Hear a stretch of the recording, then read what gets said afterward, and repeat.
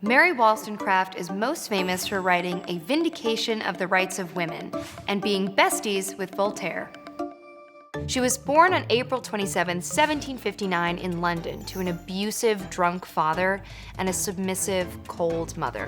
When her mother died in 1780, Mary left home and her abusive father behind and convinced her sister Eliza to leave her abusive husband and join her and her best adult friend Fanny Blood in living the independent life. They opened a school for girls, which forwarded their mission of female empowerment and provided a modest income. They went on like this for 5 years, but then in 1785, Fanny got married, got pregnant, and died. And then the school closed from financial hardship. Mary was heartbroken, so to get away from it all, she moved to Ireland to work as a governess. But surprise, surprise, she hated domestic work.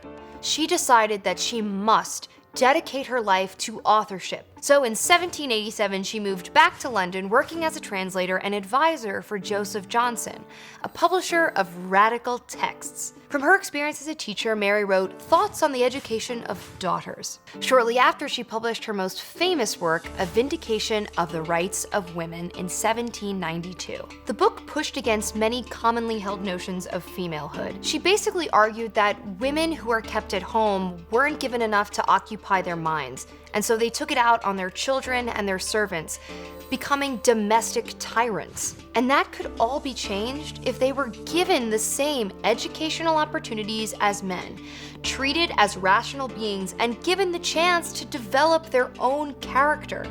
Aaron Burr liked it, writing, "Your sex has in her an able advocate, a work of genius." John Adams teased his wife Abigail for being a disciple of Wollstonecraft, and Horace Walpole, an English author who no one really cares about, called her a hyena in petticoats. After writing the book, she moved to Paris to write on the French Revolution, and in 1793, Mary met the handsome and charming American Captain Gilbert Imlay. And she fell for him, got pregnant shortly after with her first child, who she named Fanny after her dear friend. But things don't work out. He left her, and Mary reacted not well. She attempted to commit suicide twice. First with laudanum, which was like an opium morphine thing, and then by throwing herself into the Thames. And in the end, she realized she needed some space and convalesced with little Fanny on a trip to Scandinavia. When she returned, another man came into her life, the reserved and kind William Godwin. Mary got pregnant, and despite both of them not really believing in marriage, they got married anyway. And with Godwin, Mary didn't find it so bad. In fact, she said, "A husband is a convenient part of the furniture of a house, unless he be a clumsy fixture." On August 30th, 1797, Mary gave birth to a girl, who she also named Mary Godwin. But you probably know her better by her married name, Mary Shelley, author of the novel Frankenstein. Mary Wollstonecraft would die 10 days after giving birth.